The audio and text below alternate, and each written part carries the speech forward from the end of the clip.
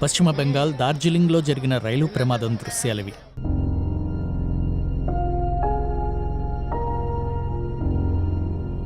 కంచన్జంగా ఎక్స్ప్రెస్ను అదే ట్రాక్లో వచ్చిన గూడ్స్ రైలు సోమవారం ఉదయం ఢీకొంది. ఈ ప్రమాదంలో పలువురు చనిపోగా మరికొందరు గాయపడ్డారు. గూడ్స్ రైలు డ్రైవర్తో పాటు కంచన్జంగా ఎక్స్ప్రెస్ గార్డు కూడా చనిపోయిన వారిలో ఉన్నారు. గూడ్స్ రైలు ఢీకొనడంతో కంచన్జంగా ఎక్స్ప్రెస్ రైలు వెనుక భోగి గాల్లోకి లేచి ఉండడం కనిపించింది. గూడ్స్ రైలు సిగ్నల్ బ్రేక్ చేసి కంచన్జంగా ఎక్స్ప్రెస్ను వెనుక నుంచి ఢీకొట్టిందని రైల్వే బోర్డు సీఈఓ అధ్యక్షులు జయా వర్మ చెప్పారు. కంచన్జంగా ఎక్స్ప్రెస్ వెనుక భోగి 2 పార్సెల్ వ్యాగన్లకు ఎక్కువ నష్టం జరిగిందని ఆమె చెప్పారు.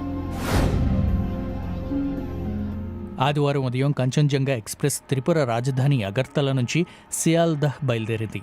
గువాహటి స్టేషన్ మీదుగా ఈ రైలు తన గమ్యం వైపు ముందుకెళ్తోంది. సోమవారం ఉదయం సుమారు 8 గంటలకు ఈ రైలు పశ్చిమ Bengal new Jalpaiguri railway station దాటింది. అప్పటికే ఈ రైలు సుమారు అరగంట లేటుగా నడుస్తోంది. ఆ తర్వాత ఉదయం సుమారు 8 గంటల 45 నిమిషాలకు అది రంగాపాణి, ఛత్రసాల్ రైల్వే స్టేషన్ల మధ్య ఉంది.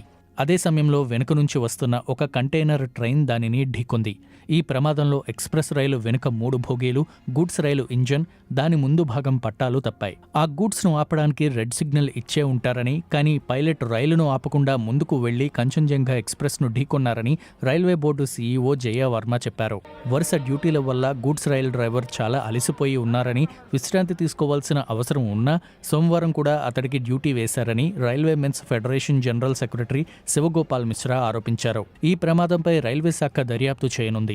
రైలు ప్రమాదం జరిగినప్పుడు కంచన్జంగా ఎక్స్ప్రెస్లో దాదాపు 1300 మంది ప్రయాణికులు ఉన్నారని, వారిని అదే రైల్లో సురక్షితంగా ఉన్న ఇతర బోగీల్లో పంపించామని నార్త్ ఫ్రంటియర్ రైల్వే ప్రతినిధి ఒకరు చెప్పారు.